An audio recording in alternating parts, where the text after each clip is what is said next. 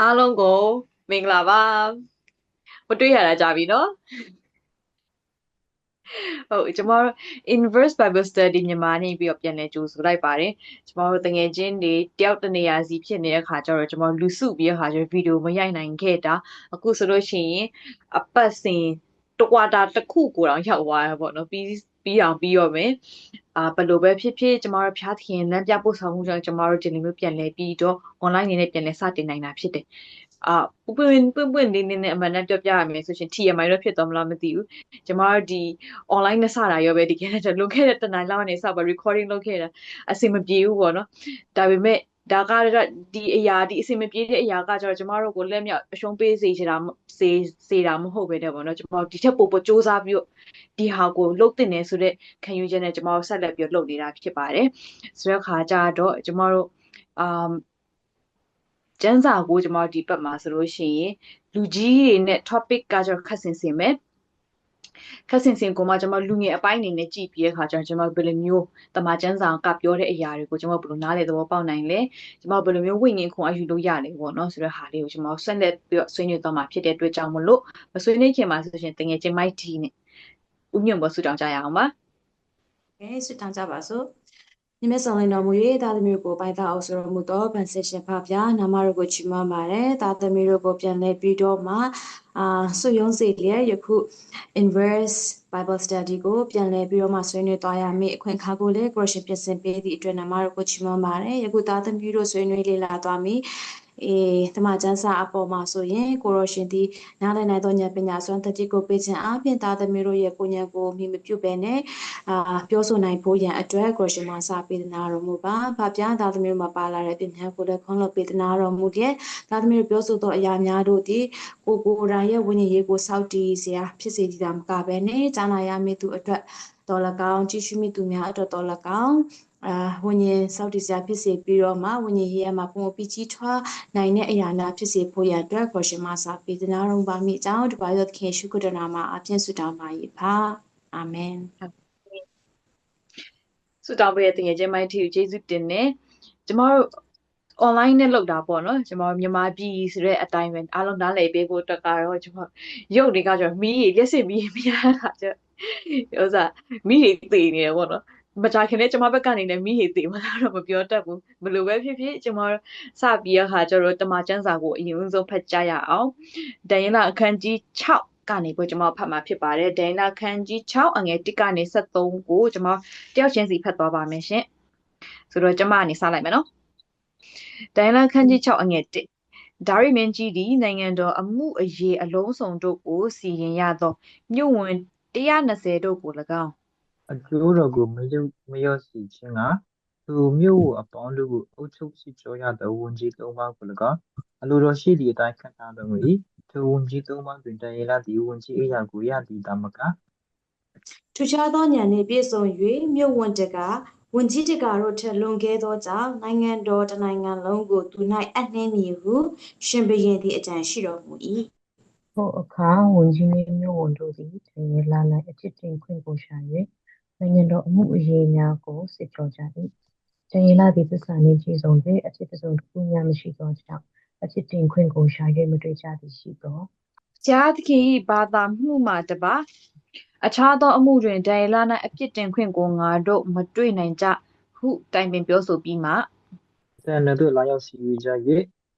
အရှင်မရှိတာ၏အသက်တော်အစဉ်အမြဲရှင်ပါစေ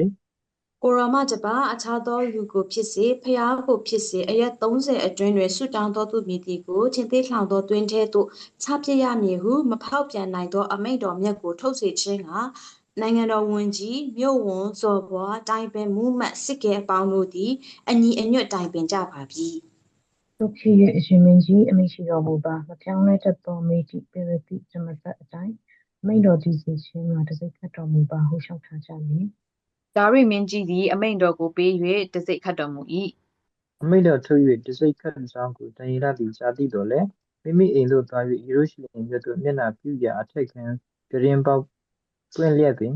အထက်ပြုလေးရှိသည့်အတိုင်းဒီနေ့3ကြိမ်ဒူးချလျက်ဘုရားသခင်ကိုရှိတောင်း၍ဂုဏ်ကျေးဇူးတော်ကိုချီးမွမ်းလေ၏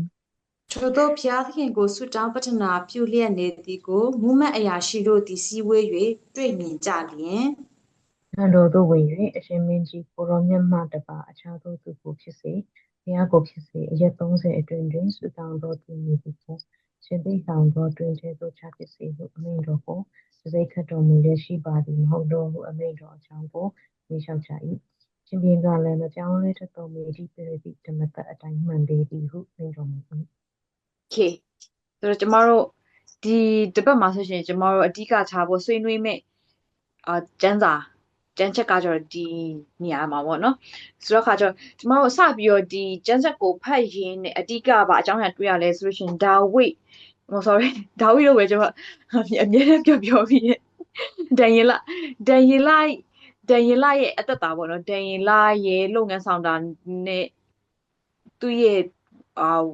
ဝိညာဉ်ရဲ့အသက်တာဖြစ်တဲ့ဒီဆုတောင်းခြင်းတစ်ခုရဲ့အကြောင်းကိုတော့ဖတ်ရတယ်ဆိုတော့ခါကျတော့အရင်ဦးဆုံးဒါဝိ sorry ဒန်ယေ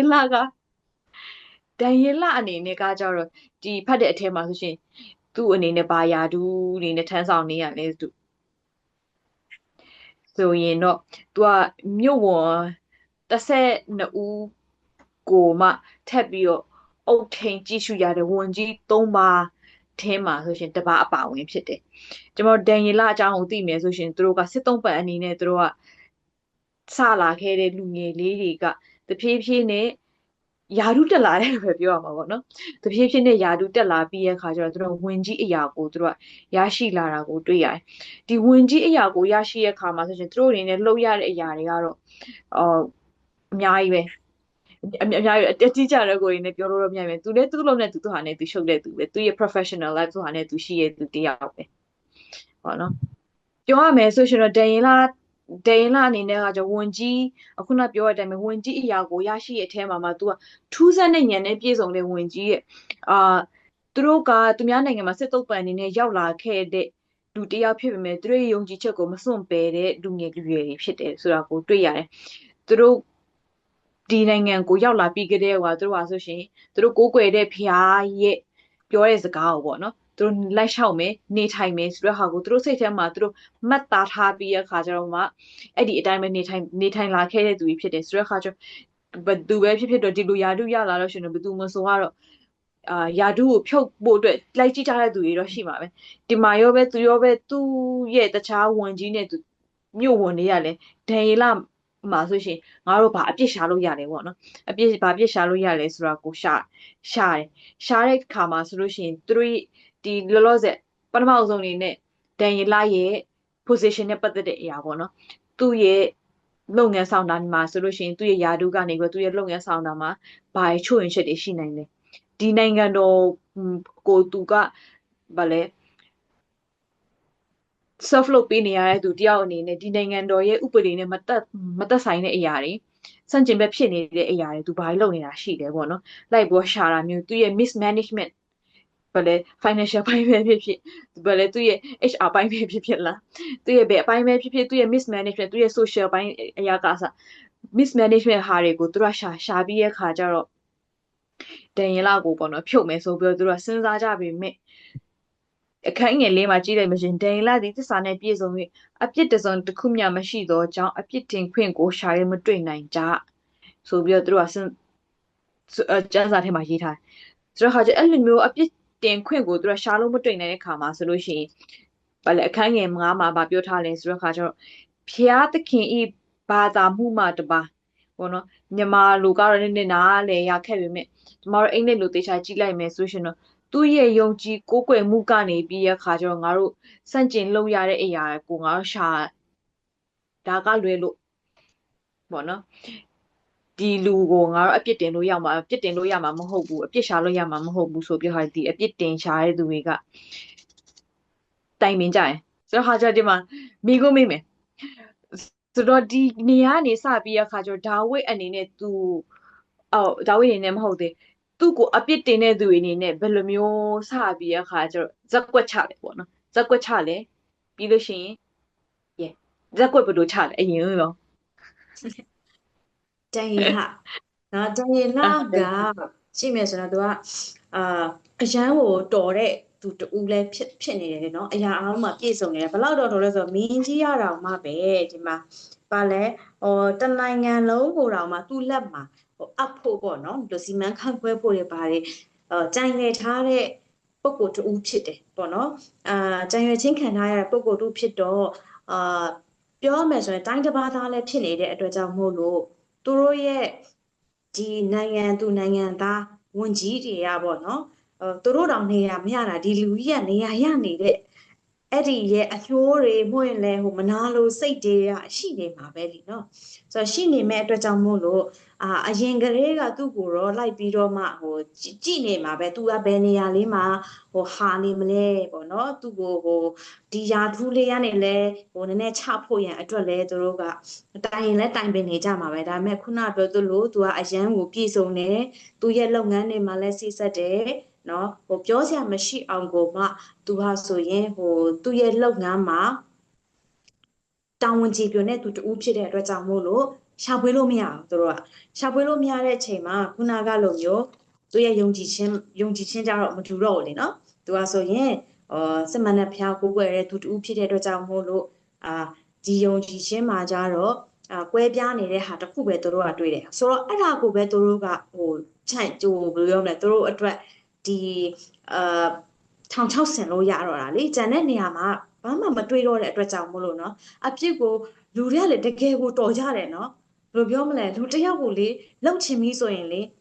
ဘယ်လိုညံဘယ်လိုမျိုးနဲ့တော့လှုပ်လည်းမသိဘူးအပြစ်မရှိတဲ့သူလည်းအပြစ်မရှိအောင်ကိုပေါ့နော်ဥပဒေလည်းထုတ်နိုင်တယ်အခုဆိုရင်ဒီမှာကြည့်သူတို့ဘယင်းကြီးစီမှာတော့မှသွားပြီးတော့မှဒီဥပဒေတစ်ခုကိုနော်ဒီလူကိုအပြစ်ရောက်ဖို့ရန်အတွက်ကိုဒီဥပဒေကိုထုတ်တာပဲဒီဒါသူ့တူအတွက်ကိုကြံရွယ်ပြီးတော့ထုတ်ထားလိုက်တာမှန်ငယ်ဆိုတော့နော်ပြန်ကြည့်လိုက်မယ်ဆိုတော့အဲ့လောက်တောင်မှလူတွေကတော်တယ်လို့ပြောမှာကျန်တဲ့လူလည်းဝန်ကြီးတွေပဲဆိုတော့လေနော်တော်တယ်လို့ပြောမှာအဲ့လိုမျိုးအကြံပေးပြီးတော့ပေါ့နော်ဆိုပြီးတော့အလုပ်တဲ့ချိန်မှာဆိုရင်သူ့အတွက်အပြစ်ရောက်သွားတာပေါ့ဒါကတော့ဒီမှာကြည့်လိုက်မယ်ဆိုရင်သူတို့နိုင်ငံတော်ကြီးရဲ့ကြီးမားတဲ့အပြစ်ကြီးကိုကျူးလွန်နေဆိုပေမဲ့လေသူ့စီမာကအေးဆေးပဲသူပုံမှန်လုပ်နေကြနော်ဖယားကိုတော်တော်ကိုချစ်မြတ်နိုးတဲ့တစ္ဆာရှိတဲ့သူတူဖြစ်တဲ့အတွက်ကြောင့်မို့လို့သူပုံမှန်လုပ်နေကြအတိုင်းဆူတောင်းခြင်းမပြတ်ပဲเนาะဆူတောင်းခြင်းမပြတ်ပဲရှိနေတဲ့အသက်တာကိုတွေ့ရတယ် ဒီဆိုမှအကန့်နဲ့တစ်စဲမှာကြည့်မယ်ဆိုရှင်ခုနကဒီအမိတ်ထိုးလိုက်တယ်ပေါ့နော်။ပြောမယ်ဆိုရှင်အမိတ်တော်ထိုး၍တစ်စိတ်ခတ်ကြောင်းကိုတိုင်ရသည့်ဇာတိတော်လည်းမိမိအိမ်သို့သွား၍ယေရုရှလင်မြို့သို့မျက်နှာပြုရာအထက်ခံပြရင်ပေါဖွင့်လျက်အထက်ပြုလေရှိသည့်အတိုင်းတနည်းသုံးချိန်ဆုတောင်းတဲ့ခါးကိုဆုတောင်း၍ဒီဂုဏ်ကျေးဇူးတော်ကိုချီးမွမ်းလေအဲ့မှာဆိုလို့ရှိရင်တခုစဉ်းစားမိတာကဘာလဲဆိုလို့ရှိရင်ကျွန်တော်အခုခေတ်ကျွန်တော်လည်းပြန်ရှင်းကြည့်လိုက်မယ်ဆိုလို့ရှိရင်တိုင်လာကအဲ့မှာဆိုရှင်ပတ်ဝန်းကျင်ကို view မဆိုင်တဲ့လူမျိုးလို့ကျွန်တော်ပြောလို့ရတယ်ဟုတ်တယ်မလားဆရာကြည့်ပါဆိုတော့အဲ့မှာဆိုရှင်ဘယ်လိုပဲခုနကသူ့ကိုအကွက်ဆင်ပြီးတော့ပဲဘယ်လိုပဲလောက်ချက်နေတူညာလဲပဲအရင်ဦးဆုံးသူတတိယလဲလာတော့ဗာလဲသူဖျားဝဲတတိယခုနကပြောလို့ပဲအမှာဆိုရှင်အိမ်ဝင်ပြန်ပြီးတော့ပဲတရက်သုံးချိန်ပြန်ဆုတောင်းဒါကကြတော့သူဒီလိုမျိုးဖြစ်နေတဲ့အချိန်မှာတော့မှသူကဒီလိုမျိုးလုပ်နိုင်တယ်ဆိုတော့ကသူဘယ်လောက်ထိဖျားကိုယုံကြည်ကိုးစားခဲ့တယ်ဆိုတော့သူစဉ်းစားလို့ရတယ်ကွာအားကြောင့်မို့ပြောမယ်ဆိုလို့ရှိရင်တော့သူကတော့ဒီသူ့ရဲ့ယုံကြည်ခြင်းအတွက်ကဘယ်တော့ပဲအဖိနှိခံနေရတော့ညာလဲပဲသူကဆိုရှင်တစ်စိုက်မမဖျားကိုယုံကြည်ကိုးစားတဲ့အချိန်မှာဆိုရှင်ဘယ်တော့ပဲအခက်အခဲဖြစ်နေတော့ညာလဲပဲဖျားကိုပဲတောင်းကြည့်ပြီး view မဆိုင်ပဲနဲ့ဖျားကိုပဲအမြဲတမ်းဦးထိပ်ထားရပေါ့နော်ပြအဲ့မှာဆိုလို့ရှိရင်တို့စဉ်းစားကြည့်လိုက်မှဆိုလို့ရှိရင်ကျွန်တော်တို့အနေနဲ့ပြန်ရှင်းကြည့်ကွာတို့ကဆိုရင်တစ်ခါတည်းပဲတို့ဒုက္ခရောက်တဲ့အချိန်မှာပဲဖျားစီကိုသွားတယ်ဟုတ်တယ်မလားဆိုတော့ပြောမယ်ဆိုလို့ရှိရင်တော့တန်ရီလာနဲ့ပြန်ရှင်းကြည့်လိုက်မှဆိုလို့ရှိရင်တန်ရီလာကသူစိတ်ပျော်ရှင်ချမ်းမြေ့တဲ့အချိန်မှာပဲဖြစ်သူဒုက္ခရောက်နေမှချင်းပဲအချိန်ကြီးမျိုးမှဆိုသူကဖျားကိုအပြင်နဲ့လုံးဝင်ချီးကတ်တယ်ဒါပေမဲ့ကျွန်တော်တို့ကကျတော့ဖျားစီကိုကျွန်တော်သွားတဲ့ပုံစံကဥပမာပြောမယ်ဆိုလို့ရှိရင် 911 service နဲ့တူတယ်တည်ရမလားကျွန်တော်ကအဲ့လိုမျိုးဖြစ်နေတယ်ဆိုတော့အရေးပေါ်ပြန်အရေးပေါ်ဖြစ်မှာပဲတို့ကသွားတယ်ဆိုဖျားကဘယ်လောက်ထိခံစားရမလဲပါဆိုတော့အဲ့လိုတစ်ချက်အတူဝင်လာလဲပေါ့နော်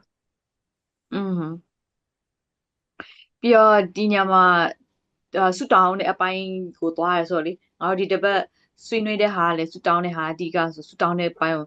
အဓိက point ပြီးတော့ဆက်ပေါ်သွားလိုက်မယ်ဆိုရှင်ဒန်ယေလကသူအဲ့အမိန့်ကိုထုတ်ပြီးတဲ့နောက်ပိုင်းမှာဆိုလို့ရှိရင်ဆူတောင်းတာတစ်ခုတည်းကိုပဲသူကလှုပ်တာမဟုတ်ပဲသူခါတိုင်းလှုပ်နေကြအရာတွေသူကလှုပ်တဲ့အပြင်မှာဆိုလို့ရှိရင်တရက်ကိုသူဗာလဲ3ချိန်ဒူးထောက်ပြီးတော့ဆူတောင်းတယ်သူရဲ့လုပ်ငန်းဆောင်တာလုပ်နေတဲ့ဟာဒီထဲမှာ तू ကအချိန်ယူပြီးတော့ဆူတောင်းတဲ့အပြင်မှာဆိုလို့ရှိရင်တရက်ကို तू က3ချိန်ဆူတောင်းတယ်ဆိုတဲ့အရာကပေါ့နော်ဒီနေရာမှာစဉ်းစားပြီးတော့ဆွေးနွေးစရာကပါရှိတယ်ဆိုရှင်ကတခါလေကြားလို့ရှိရင်ဒီငါတို့ကဆူတောင်းဟုတ်တယ်ဖျားသခင်ကငါတို့ဆူတောင်းတဲ့ခါမှာဆိုရှင်ဘယ်နေရာမှာဘယ်လိုဘယ်မျိုးပဲဆူတောင်းပါစေဖျားသခင်လက်ခံနိုင်ရောက်တာဟုတ်ပေမဲ့ဒူးထောက်ပြီးတော့ဆူတောင်းရတယ်ဆိုတာကဘာဖြစ်လို့လဲဘာလို့လိုအပ်တာလဲ မှန်တယ်ဆိုတော့လေဇက်လန်းနေမှာကြည့်ဖို့မှာပဲเนาะဟိုကလေတောင်းပန်လို့ပြောရင်တော့ရိုးရိုးမတောင်းပန်တော့မြောက်တယ်ဒူးထောက်ပြီးမှတောင်းပန်ဆိုသူရှေ့မှာကိုကလုံးဝအနူးညွတ်ပေါ့နော်သူ့ကိုပဲလုံးဝကိုဘယ်လိုပြောမလဲ surrender ဖြစ်တာပေါ့နော်သူရှေ့မှာကိုက surrender လုပ်လိုက်တယ်အကုန်လုံးအရှုံးပေးလိုက်တယ်ဆိုတော့ပုံစံကိုရည်ညွှန်းတာပေါ့နော်ဒူးထောက်ခြင်းဆိုတဲ့အရာကတော့ဆိုတော့ဒီနေရာကိုဗာလဲဒန်ယေလရဲ့ဆူတောင်းခြင်းသူ့ရဲ့အသက်တာကိုပြန်ကြည့်လိုက်တဲ့ချိန်မှာ तू ကတော်တော်လေးထူးဆန်းတယ်ဘာလို့လဲဆိုတော့တို့တွေဖတ်လာတာလဲဒန်ယေလကျမ်းကိုပေါ့နော်အဲ့လိုမျိုးများနေပါပြီတိလဲတိတယ် तू ဘယ်လိုလုပ်လဲဆိုတော့ဒါပေမဲ့တို့တွေလုံးဝကိုမကျင့်သုံးကြတဲ့အရာတနေ့3ချိန်မပြောနဲ့သူ့ရဲ့လုပ်တဲ့အထဲမှာဆိုဘလောက်လဲဘယ်လိုမျိုးလဲဆိုတော့ तू ကလေအခန်းတော်တီးသက်အထက်ခန်းတီးသက်ပြီးဘယ်လိုမျိုးမှာဘယ်လိုမျက်နှာမူရာအစပေါ့နော်ပြီးဘယ်လိုပုံစံနဲ့သူပေါ့နော်ပွင့်လင်းပြင်ပေါက်တဲ့ကုန်းဖွင့်ပေါ့နော်အဲ့လိုမျိုး तू ကဒီလိုမျိုးလေးကိုခွဲခြားထားပြီးတော့ကိုအထွတ်အမြတ်ထားပြီးတော့လှုပ်ဆောင်တယ်သူ့ရဲ့အသက်တာမှာပေါ့နော်ဒါဒီနေ့မှလှုပ်တဲ့ဟာမဟုတ်ဘူးသူဒီဟာကြီးကြားပြီးမှဒါဟာကြီးတော့အထူးဆူတောင်းတာမဟုတ်ဘူးဘယ်လိုပြောမလဲဒါနေ့တိုင်းသူအရင်ကတည်းကလောက်ခဲ့တဲ့အတွက်ကြောင့်မို့လို့ဒါကိုသိလို့တို့တွေကထုတ်ထားတာဒီစီမင်းကလေဆိုတော့ဒီသူ့ရဲ့ prayer life prayer lifestyle ဟာဆိုရင်တော့စံနမူနာယူစရာလည်းဖြစ်တယ်သူကအခန်းလေးတည်တံ့ထားတယ်သူရဲ့အိမ်မှာဆိုရင်ဘယ်နေရာအခန်းတည်တံ့ထားတယ်ပြီးတော့မှခုနကပုံစံကလည်းဒူးထောက်ပြီးတော့ဆူတောင်းတယ်ပြီးရင်တရက်ကိုလည်း3ချိန်သူဆူတောင်းတယ်ပေါ့နော်ဆိုတော့ဒီနေရာမှာပြန်ကြည့်လိုက်တဲ့အချိန်မှာတို့ရဲ့ခံယူချက်ကတခါတလေအရင်ခရိယန်ဆိုရင်ဘယ်ပြောလဲဘုရားသခင်ကဘယ်နေရာမှာပဲတို့တွေဆူတောင်းဘုရားသခင်ကြားတယ်လေအဲ့ဒီရဲ့ခံယူချက်နဲ့တို့တွေကအရင်ပေါ့ရော့တတ်တဲ့စိတ်ကနည်းနည်းရှိသွားတယ်အားကြောင့်လို့တခါတလေဟာငါတို့ကဘတ်စကားပေါ်မှာလဲဆူတောင်းတယ်ထမင်းဆိုင်လဲဆူတောင်းတယ်ဟိုဘယ်နေရာသွားလို့မယ်ဆိုရင်လဲဆူတောင်းတယ်ဒါတွေကိုကိုကအမြဲတမ်းဘယ်နေရာဖြစ်ဖြစ်ဆူတောင်းတယ်လို့ပြောပေမဲ့လေပေါ့နော်ဒီသင်ခန်းစာကိုကြည့်လိုက်တဲ့အချိန်မှာဘလောက်အလေးနဲ့ထားသလဲအပေါ်ပေါ့နော်ကိုယ့်ရဲ့ culture ကလည်းဘလောက်အလေးနဲ့ထားတယ်လဲဆူတောင်းချုံဘလောက်အလေးနဲ့ထားတယ်လဲဆိုတဲ့အရာကိုပေါ့နော်ပြန်ပြီးတော့မှတွေ့ရတယ် โอเคဆိုတော့ခုနကဒီမဆန်မီလည်းဘာဖြစ်လို့ဒူးထောက်ပြီးဆူတောင်းရလဲပေါ့နော်အဲ့ဒီပုံမှာပြောမယ်ဆိုလို့ရှိရင်ဒီမှာအပုစာပေထဲမှာဘယ်လိုပြောထားလဲဆိုလို့ရှိရင်တော့ဒီကို physically ဒူးထောက်စက္ကဆူတောင်းနိုင်ဆိုတာကကြတော့ဘာကိုပြောလဲဆိုလို့ရှိရင်ဒီနှိမ့်ချခြင်း position ကိုပြတာပေါ့နော်အဲ့ဒါကိုပြတယ်ဆိုတော့ကိုကဒီဘယ်လိုနေရာမှာပဲကိုကဆူတောင်းနေတော့ညမှာထိုင်နေတဲ့နဲ့ဆူတောင်းတာပဲဖြစ်လို့ကအဲ့ရပေါ်မှာတဲလာပြီးဆူတောင်းတာတော့ကောဒါပေမဲ့ဒီဒူးထောင်းဆူတောင်းရှာပို့ပြီးတော့ထူးခြားရပေါ့နော်ဘယ်လိုမျိုးထူးခြားလဲဆိုလို့ရှိရင်ဒီကျွန်တော်တို့ကဒီဖျားရဲ့အရှိမဆူတောင်းတဲ့အခါမှာဆိုရင်ကိုယ့်ရဲ့စိတ်နှလုံးသားပေါ့နော်ကိုယ့်ရဲ့စိတ်နှလုံးသားဖျားစီမှာစက္ကန့်အနှံပြီးသားဖြစ်တဲ့အပြင်ကိုမှပဲကိုယ့်ရဲ့ခန္ဓာကိုယ်နဲ့ကိုယ့်ရဲ့နှုတ်ကနေထွက်တဲ့စကားလုံးတွေကဆိုလို့ရှိရင်ဘယ်လိုပြောမလဲဆိုလို့ရှိရင်တော့ဒီဖျားသခင်သားလင်ကြီးမြတ်ပြီးတော့မှပဲကျွန်တော်တို့ကဆိုလို့ရှိရင်ဒီဖျားဖန်ဆင်းထားတဲ့သူ့ရဲ့သားသမီးတွေဖြစ်တဲ့ဆိုကိုပြသပေးတယ်ပေါ့နော်ပြီးတော့လည်းအခုလည်းမကြီးချက်တော့ကောင်းပါတော့လူရပြောတယ်ကောင်းမော်တွေမှာလက်ချောက်ရည်နဲ့ဆူတောင်းလို့ရတယ်မလုပ်နေနဲ့ဆူတောင်းဒါတွေကတော့ဟုတ်တယ်ပေါ့နော်ကျွန်တော်တို့ကလည်းဒါလည်းအစင်မပြတ်ဆူတောင်းပထနာပြုကြတော့ဟုတ်တယ်ဒါပေမဲ့အခုဒီအပတ်မှာအဓိကပြောတာကြတယ်အချိန်ယူပြီးတော့ဘုရားကိုစကားပြောတာပေါ့နော်ဆူတောင်းတာဆိုတော့ အဲ့ဒီလိုအရာတွေကဟုတ်တယ်တနေ့ကုန်အဖျားနဲ့ဆက်ပြစကားပြောဆူတောင်းမှာတော့ဟုတ်တယ်ဒါပေမဲ့တနေ့တာလုံး24နာရီအတွင်းမှာအချိန်တစ်ခုခုတော့ထည့်ပြီးတကယ်ဖျားအတွက်တခြားလုပ်နေနေတဲ့ဖျားစကားပြောမှာမဟုတ်ပဲတကယ်ဖျားကိုပဲအာယုံစိုက်ပြီးတော့အချိန်ပေးပြီးတော့ဆူတောင်းဖို့ကိုဒယီလစီကနေသင်ခန်းစာယူရတယ်ပေါ့နော်ဆိုတော့အဲ့လိုအချိန်မှာကိုတခြားလုပ်နေတာမဟုတ်ပဲနဲ့တကယ်ပဲခုနဝေလင်ပြောလို့စိတ်နှလုံးနဲ့ချတာကိုပြတာတဲ့အနေနဲ့ထောက်ဆူတောင်းရမယ်။နေရာတနေရာသတ်မှတ်ပြီးတော့ဒယီလလိုပဲပေါ့နော်။နေရာတနေရာသတ်မှတ်ဒီနေ့ဘယ်နှချိန်ဘယ်အချိန်မှာဆိုပြီးအတိအကျနဲ့ပေါ့နော်။ဖျားနဲ့တွေ့ဖို့ဖျားနဲ့စကားပြောဖို့ကိုအတိအကျစီစဉ်ဖို့အရေးကြီးတယ်ဆိုတာမြင်ရတယ်ပေါ့နော်။တနေ့ကုန်ဖျားနဲ့စိတ်ဖျားနဲ့စကားပြောတာတော့တက်တက်ပေါ့နော်။အဲ့ဒါနဲ့ပတ်သက်တော့လေခုနပေါ့နော်ဒီဒန်ရီလာရဲ့အကြောင်းပြန်ကြည့်လိုက်တဲ့အချိန်မှာတကယ်လို့ဒါကိုကခံယူထားမယ်တို့ခရိယန်တွေကဘယ်နေရာမှာပဲဖြစ်ဖြစ်ဆူတောင်းလို့ရတယ်စိတ်တင်လုံးဝဖျားခင်ကြားနိုင်တယ်အဲ့လိုဒါဒန်ရီလာကသူ့စိတ်ထဲမှာလည်းသူအမြဲတမ်းပဲဆူတောင်းပြီးနေမယ်ဆိုဟိုလူတွေလည်း notice မှာမဟုတ်ဘူးဒါပေမဲ့ तू ကသူ့စိတ်ထဲမှာ तू ဘုရားကိုဆူတောင်းနေတာလေဟုတ်တယ်မလားသူ့စိတ်ထဲမှာ तू ကဘုရားနဲ့အများဆက်လွင်နေတာဒါပေမဲ့သူ့ရဲ့ action ကိုပဲသူတို့ကသူ့ရဲ့သူက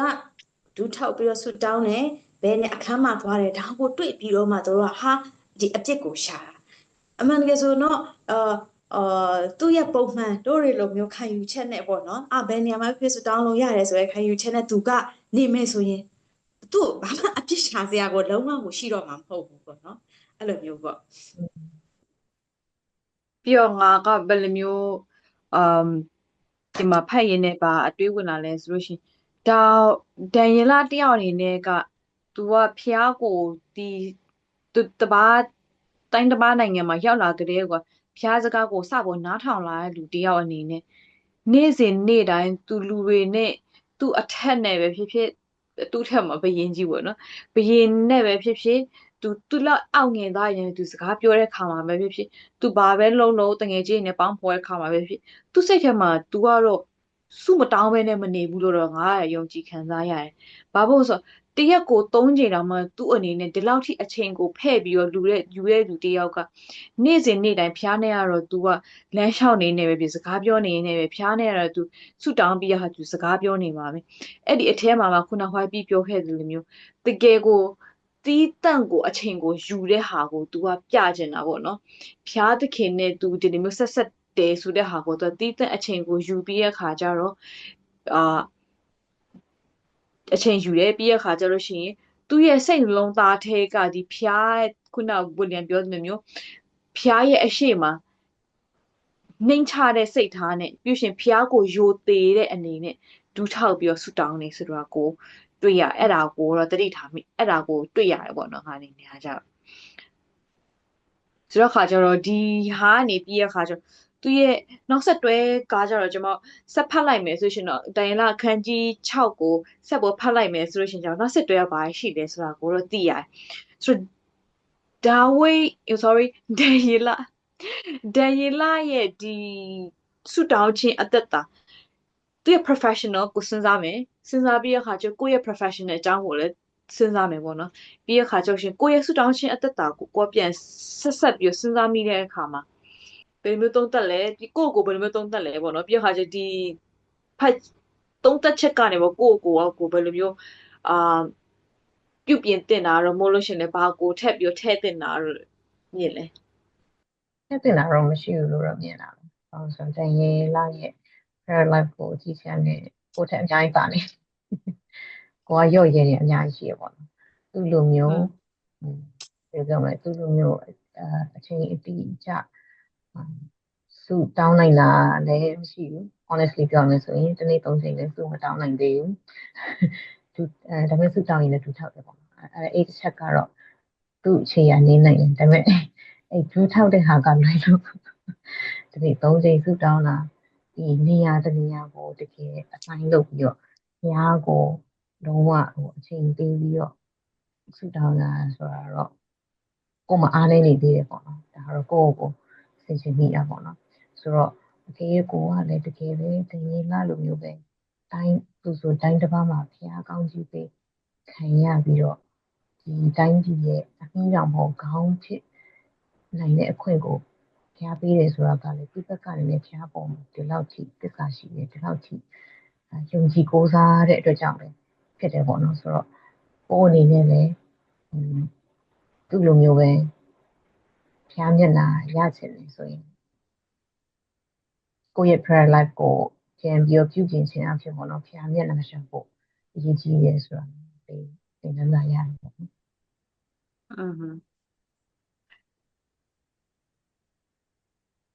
ဒန်ယေလအနေနဲ့ကသူဒီလိုမျိုးဥပဒေရှိတဲ့ကြားထဲကနေမျိုးသူဆူတောင်းတဲ့ဟာကသူများကိုသူကပြောမယ်ပေါ်ကျော်နဲ့ကြွားချင်လို့မဟုတ်ပဲနဲ့ဒါသူနဲ့ဖျားကြားထဲမှာသူထားတဲ့သူရဲ့ဖျားကြားထဲမှာထားတဲ့အရာတစ်ခုကိုသူစောင့်ထိန်တဲ့အနေနဲ့သူမပြတ်ပဲနဲ့သူဖျားကိုဆူတောင်းခဲ့ဒီလိုပဲပေါ့နော်ဖျားခင်ကလည်းပဲငါတို့သူနဲ့တူအမြဲတမ်းအချိန်အတူတူယူစေချင်တဲ့ဖျားဖြစ်တယ်နေ့တိုင်းအချိန်တိုင်းသူနဲ့စကားပြောတဲ့အပြင်မှာဆိုလို့ရှိရင်အချိန်ကိုတမင်တက်ကိုယူပြီးခါကျသမီးစားရတာမှအချိန်ကိုယူပြီးခါကျတော့မှစကားပြောတဲ့လိုမျိုးပဲဖျားသခင်ကရောပဲအဲ့လိုပဲငါတို့လူသားတွေနဲ့အဲ့လိုမျိုးစကားပြောရှင်တယ်ပေါ့နော်ပြီးရခါကျလို့ရှိရင်ငါတို့လူကိုနိုင်အတွက်ကိုပြန်ကြည့်လိုက်မယ်ဆိုရှင်လေငါတို့ဖျားနဲ့အဆက်ဆက်ရှိဖို့အတွက်ကိုလည်းပဲဒီအချိန်ကိုလိုမျိုးဒီလိုမျိုးတီးတဲ့အချိန်ယူဖို့ကအရေးကြီးရငါတို့အတွက်အရေးကြီးရဖျားအတွက်အရေးကြီးတာပေါ့ဗျာငါတို့အတွက်အရေးကြီးရငါတို့ဝိညာဉ်ရေးအတွက်အရေးကြီးရဆိုတဲ့ဟာပေါ့နော်ပြန်ပြီးတော့တတိယမိရပြီးလို့ရှိရင်ခုနကဟွာပြီးပြောခဲ့တဲ့မျိုးစူးစမ်းရအောင်မယ်ငါဘယ်လိုပြောမလဲပေါ့နော်ဒန်ယေလကိုမိဖို့အတွက်စူးစမ်းရအောင်မယ်ဒန်ယေလရဲ့အနောက်ကိုလိုက်တာမဟုတ်ဘူးနဲ့ဒန်ယေလကဖျားသခင်ကိုဘယ်လောက်ထိရှာဖို့ဖျားသခင်အရှိမဖျားသခင်ကိုဘယ်လောက်ထိယိုသေးလဲဆိုတဲ့ဟာကိုအတူယူမှာပေါ့နော်ပြီးတော့လေခါတလေလေကိုရီးယားရှိတတ်ပါတယ်ဖះကိုယုံကြည်တယ်ဖះကိုကိုးစားတယ်ဆိုပေမဲ့လေကိုယ့်ရဲ့ action မှာမပြတာလေအများကြီးရှိတယ်လीနော်ဆိုတော့ကိုယ့်ရဲ့action မှာလည်းပြရအောင်မယ်လေကိုယ့်ရဲ့ posture တွေတခါတလေဒီလိုလောက်တာကဘာမှတော့မထူးခြားဘူးမလိုဘူးလို့ဆိုပေမဲ့လေနော်ဒါဟာကပြန်ပြီးတော့ကြည့်လိုက်မယ်ဆိုရင်ဘလောက် sincere ဖြစ်တယ်လဲဆိုတော့ကိုယ့်ရဲ့စိတ်ထဲကပေါ့နော် sincere ဖြစ်တယ်လဲဆိုတဲ့ဟာကိုဖော်ပြတဲ့အရာတွေအားလုံးဖြစ်တယ်ပေါ့နော်ဆိုတော့ဘုရားကိုသာတကယ်ကိုအစိတ်လုံးအကျွမ်းမဲ့ယုံကြည်တယ်ကိုးစားတဲ့ဟာဆိုရင်တော့ဒီကိုလုပ်ရမယ့် action တွေကဘယ်လိုပြောမလဲ prayer lifestyle ပဲဖြစ်ဖြစ်ခုန3ချိန်ပဲဖြစ်ဖြစ်ဒူထောက်ရမှာပဲဖြစ်ဘာပဲဖြစ်ဖြစ်ကအမြဲတမ်းဆက်ပြီးတော့မှပေါ့နော်လိုက်ပြီးတော့မှလှုပ်လာရမှာပေါ့နော်ဒီဒန်ယေလဟာဆိုရင်တော့ example နဲ့ဆက်ထားတာဖြစ်တယ်ပေါ့နော်တို့တွေလည်းတည်နေတာကြာပြီဖြစ်ပေမဲ့လည်းဒီလိုမျိုးဒူးထောက်ပြီးတော့ဆူတောင်းတဲ့ဟာကိုလေးလေးနက်နက်ထားပြီးတော့မှကိုတယောက်တည်းရဲ့အသက်တာမှာတော့မှတက်ပြီးမကျင့်သုံးနိုင်ဘူးပေါ့နော်မကျင့်သုံးခဲ့ဘူးပြောရမယ်ဆိုရင်ဆုအဲ့ရဝန်ခံနေဆုတောင်းမယ်ဆိုရင်တော့ဒူးမထောက်ကိုထိုင်ပြီးတော့ပဲဆုတောင်းတာများတယ်ပြန်ပြီးတော့စဉ်းစားကြည့်လိုက်မယ်ဆိုရင်တော့ပေါ့နော်အဲ့ပြီးတော့ဆုတောင်းအဲ့လိုမျိုးလေထိုင်ပြီးတော့ပဲဆူတောင်းတာများတဲ့အသက်တာဖြစ်နေတာပေါ့နော်အဲ့ဒါနဲ့ပြန်ပြီးတော့ပြန်စဉ်းစားလိုက်တဲ့အချိန်မှာဒီအခုသင်ခန်းစာပြန်လေ့လာလိုက်တဲ့အချိန်မှာဒါလေးတွေကစပေါ့နော်ပြန်ပြီးတော့မှကိုကဖျားခင်မယုံရမို့ကိုယ့်ရဲ့ဟွာနဲ့ dedication ပြန်ပြီးတော့မှလို့ဘယ်လိုပြောမလဲပို့ပြီးတော့မှလောက်ဆောင်ရတာပေါ့နော်ဖျားအတွက်ဆိုပြောမလဲဒီ lifestyle မှာပေါ့နော် prayer life မရှိတာမဟုတ်ဘူးအရောက်စီတိုင်းကတော့ရှိလိမ့်မယ်ဒါပေမဲ့ဒီလိုမျိုးကိုသွားတဲ့ပုံစံလေးတွေပြန်ပြီးတော့အလေးအနက်ထားပြီးတော့ပေါ့နော်ပြန်ပြီးတော့လှုပ်ဆောင်ဖို့ရန်အတွက်ဖြစ်တယ်ပြီးတော့မှကိုဆုတောင်းတဲ့ချိန်မှာဆိုရင်လည်းတမန်ကရှန်ကနေရတိုင်းမှာမဟုတ်ပဲနဲ့တည်တံ့ခွဲခြားပြီးတော့မှဆုတောင်းတော့မယ်ဆိုရင်ဒီနေရာမှာဟိုလေကိုအဲ့လိုမျိုးလေးပေါ့နော်ပြန်ပြီးတော့ခွဲခန့်ထားမယ်ဆိုရင်တော့ပို့ပြီးတော့မှဒီသင်ခန်းစာလည်းဒီလိုပဲဖြစ်စေခြင်းနဲ့အရာလေးเนาะဆိုတော့အရောက်စီတိုင်းကလည်းဆင်ခြင်နိုင်လိမ့်မယ်လို့ပေါ့နော်မြင်တယ်ပြီးတော့လည်းဗာလဲတချို့တွေအဲ့လိုပြောကြရှိရလေအဲ့လိုမျိုးဆူတောင်းတဲ့အခါမှာဒီငယ်ရဆိုတချို့ဆရာဟောဆရာပြောတာကြားဘူးလေကွာသူတို့ဆိုရင်နိုင်ဘွက်တနားကြီးဆူတောင်းကြတယ် ဟုတ်ကဲ့တငယ်တော့ဆိုစဉ်းစားဘာတွေများဆူတောင်းလို့အဲ့လောက်တောင်ကြာတာလဲ อืม ဘယ်လောက်ပါကိုရီဆိုငယ်တော့ဆိုဆူမတောင်းတတ်ဘူးလေနော်ဆိုတော့အဲ့လောက်ကြာရင်ဆူတောင်းဖို့လိုလို့လားအဲ့လောက်ကြာရင်ဆူတောင်းဖို့ကလည်းဘာတွေတောင်းရမှာလဲဒါပေမဲ့တငယ်လာပုံပေါ့ကိုကြည့်လို့ရှိရင်ဒီအခန်းကြီးမှာတော့မဟုတ်ဘူးတော့ပေါ့နော်တခြားအခန်းကြီးမှာသူဟိုကအခန်းကြီး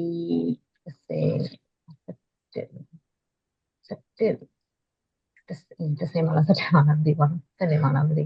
သူဤဒေလာမျိုးတွေအတွက်သူရှားဖြန့်ဖြေပြီးတော့ရှားစီမှာသူဆူတောင်းပေးတယ် chapter တစ်ခုလုံးရှိရပေါ့နော်အားကြည့်မယ်ဆိုလို့ရှိရင်သူကဟိုသူ့အတွက်ပဲသူဆူတောင်းတာမဟုတ်ဘူးပေါ့နော်သူလိုချင်တဲ့ဟာပဲသူဆူတောင်းတာမဟုတ်ဘူးခုနဝီလင်လက်ချက်ပြောသွားတယ်ငါတို့တွေကဆူတောင်းလို့ရှိရင်ညောင် emergency contact ပုံစံမျိုးဆူတောင်းတာရှိရပေါ့နော်ဒါပေမဲ့ဒန်နီယယ်ကကြတော့အဲ့လိုမျိုးမဟုတ်ဘူးသူဆူတောင်းတဲ့အခါမှာဒီအတွက်ဆူတောင်းပေးတာလည်းရှိတယ်အပြည့်ဝင်ချတောင်းပန်ဆူတောင်းတာလည်းရှိတယ်သူရဲ့အပြည့်သူပြောရင်လည်းသူအသေးစိတ်ကိုသူပြောသွားတယ်ပေါ့နော်ဖះအကုန်လုံးချီးမွမ်းတယ်ရှိတယ်ဖះကိုကျေးဇူးတင်တယ်ရှိတယ်အဲအားကြောင့်မလို့လေခုနကဖတ်သွားတဲ့ဂျမ်ပဲပေါ့နော်အဲသူကိုအဖြစ်ရှာဖို့အတွက်အမိန့်ထုတ်တဲ့အခါမှာတကယ်ဆိုရင်အိတ်ထုတ်တဲ့အမိန့်ကသူ့အတွက်မကောင်းတဲ့တဲ့တင်ပဲလေနော်ရှင်ဘီရဲ့လို့ရှားပေးဖះကိုမဆိုစူတောင်းနေဖို့ပြကိုကိုရဆိုရင်ဒါတန်ခံရမယ်ဆိုတာဒါသူ့အတွက်မကောင်းတဲ့တဲ့ဒါပေမဲ့ဒီမကောင်းတဲ့တင်ချပြီးရတယ်သူကငါတို့တွေကဆိုငါတို့ response ကကွာငါတို့သူ့လို prayer life မရှိဘူးကွာသူ့လိုရင်ခေါ်မကောင်းတဲ့ခါငါတို့ကအဲ့လိုမျိုးတင်ချလို့ငါတို့ချက်ချင်းစိတ်ဖြစ်နေ။အော်ဖေကိုတော့ကျွန်တော်ဘယ်လိုလုပ်ရမလဲဘာညာသိမလား emergency number ပုံစံနဲ့တော့တစ်ချက်စကားပြောမိမှာဒါကလည်းကောင်းသူလိုတော့ရှိနေတယ်တရင်လာကြတော့တော့ပြီးမဆိုင်ဘူးအဖျားလည်းရှစ်ကူညီတောင်းဆိုတာလည်းမရှိဘူးဒါသူ့အတွက်ပြဿနာကိုဟုတ်မနေဘူး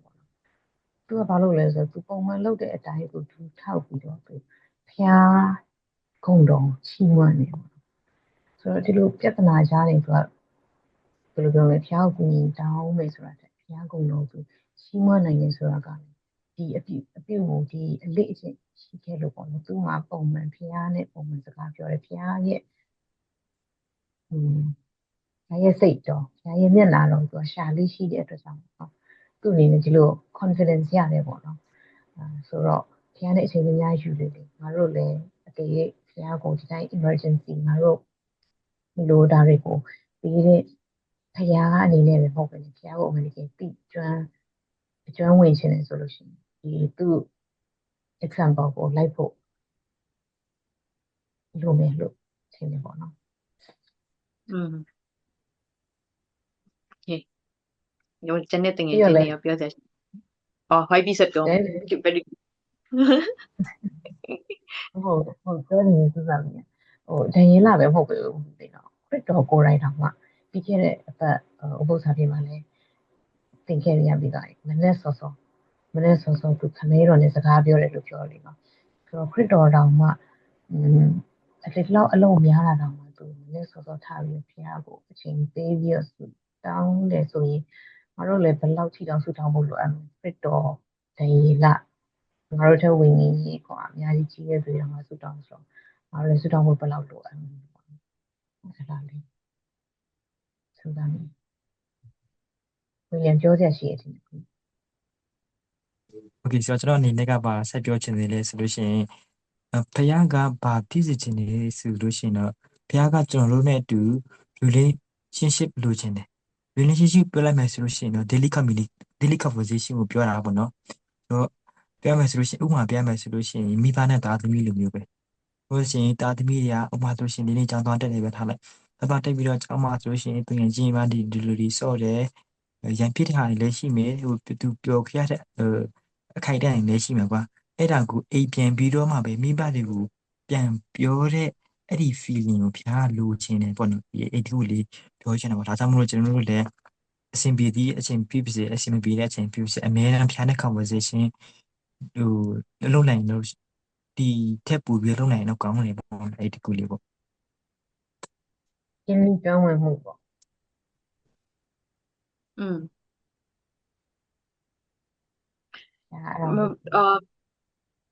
အားလုံးခြုံပေါ်ပြောလိုက်မယ်ဆိုရှင်တော့ဖျား ငါတို့ကိုးကွယ်တဲ့ဖျားကဒီတိုင်းသူတွေကသူတို့ရဲ့ဘာသာရေးမှာ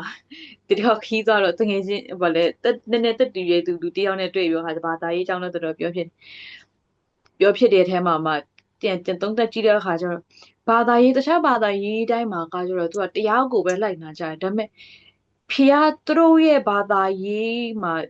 ဘသူကဖျားဖြစ်ဖို့အဲ့ဖျားကိုသူတို့ကသိချင်တာမျိုးဆိုတာဘာမျိုးမရှိဘူးတရားကိုပဲလိုက်ကြတာပေါ့နော်ငါတို့ခရစ်ယာန်သူသဖြင့်ဒီခရစ်ယာန်တွေကကြတော့တရားကအဓိကမဟုတ်ဘဲနဲ့ဒီတရားကိုပေးတဲ့ဖျားဒီဖျားကရောပဲတခြားရိုးမဟုတ်ဆက်ကြပါတစ်ခုလုံးနဲ့လူတွေကိုဖန်ဆင်းတဲ့ဖျားဒီဖျားကလူတွေနဲ့အတူတူ relationship ကိုရှိချင်တဲ့ relationship ပေါ်တော့ယဉ်နှီးအကျွမ်းဝင်မှုလူချင်းယဉ်နှီးတယ်လို့မျိုးဖျားနဲ့လူနဲ့ကိုသူကယဉ်နှီးချင်တဲ့သူဖြစ်တယ်ဆိုတာကို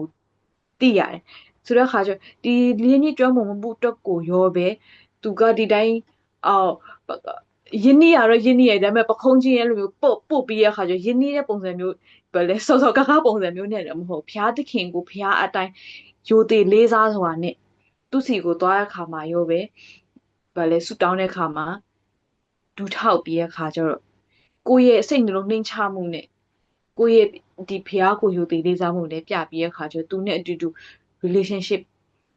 ဆောက်တာတိဆောက်တာကိုလိုချင်တဲ့ဖျားဆိုတာကိုသိရတယ်ပြီးတော့သူကိုယ်တိုင်ကိုကရောပဲကျမတို့ကိုဘယ်လိုမျိုးဆူတောင်းရမလဲဆိုတာလဲ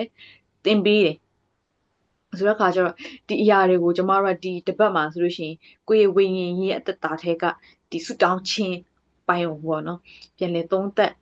တဲ့အနေနဲ့ဒီကျမ်းစာကဆိုလို့ရှိရင်ကျမတို့ကိုတတိပေးွားတယ်သင်ခန်းစာပေးွားတယ်ခွန်အားပေးွားတယ်ပေါ့နော်ဆိုတာကိုတွေ့ရတယ်